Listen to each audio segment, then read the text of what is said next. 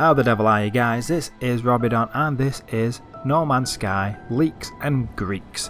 Now, I'll go into why I've called it that later. However, this is a video talking about the leaks that we've seen or heard and what the developers have said, and how much of that confirms or contradicts each other.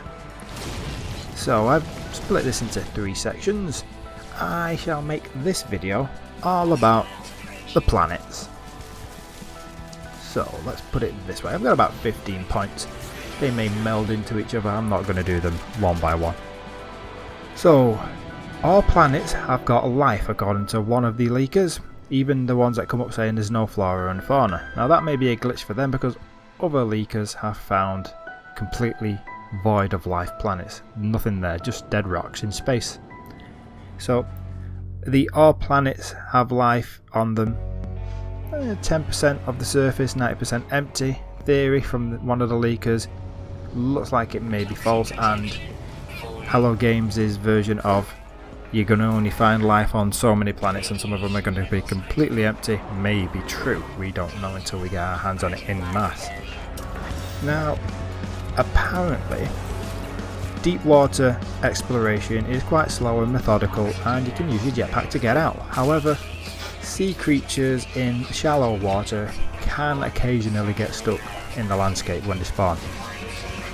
Right. However, teeming with life planets are really rare and don't spawn so often, according to some of the leakers, and that corresponds with what Hello Games has told us. However, you can find teeming with life planets in the same solar system. You won't just find one per solar system when you find them. You can find 2 or 3 together in a cluster. Nice to know. Now, the colour and type of the terrain on all of these types of planets, even the completely devoid of life planets, has been varied enough that you don't really notice the similarities according to several of the leakers. Which is nice because you don't want to feel like this looks like the moon, this looks like the moon, this looks like the moon. The even just changing the colour and changing the way some of the mountain ranges and stuff spawn has made a big difference to the feel apparently, which is nice to know. However, sounds and animal noises are apparently incredible and they set the tone and the mood in fantastic immersive ways.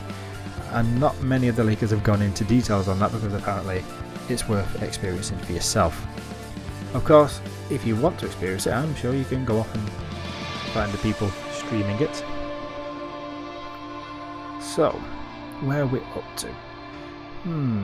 Gas giants and non-atmospheric rock planetoids are apparently rare or not likely in the game at all. But you should be able to find very, what shall we say, very rarely you can find non-planetoid type planets in between solar systems if you decide to try and travel without your warp drive. So that leaves us with Hello Games saying that they have gone for a science fiction inspired planets, very Star Warsy, Star Trekky. One whole topographical feature. Yep, you're going to be able to find a sand planet or a water planet or ice planet. Don't know if they mentioned lava or shall we say magma. Yeah, I don't think so. However, they have stated that they went for more science fiction inspired planets, so you're not going to find an Earth type planet with ice, desert, jungle all on the same planet, or you're very unlikely to. Who knows? And lastly, 2 last things. They sort of tie together. Points of interest on planets can be easier to travel to with your ship rather than trying to walk to them. I mentioned this with the next one, which is that clouds and stars apparently appear not to be procedurally generated and are more of a skybox because you're going to be jumping in your ship and flying to these points of interest because it's quicker. And who knows, if you want to stand there and just enjoy the sunset and then look at the stars, they're not going to be moving. Not in the way you expect. So yeah, that was the planets. That was my first ramble, shall we say, on what we've heard and what seems to contradict and confirm what we've already heard and are expecting. So far I've not personally heard anything that's put me off the game. Don't know about you guys, you'll just have to make your own minds up. However, there's more and more coming out as the days go by. I've tried to keep it spoiler free as much as possible, just gone into some of the shall we say contradictions and confirmations that therefore isn't really providing too much new information and just cementing what you should or should not think in your own minds based off what I've told you. And if any of that made sense, you're welcome.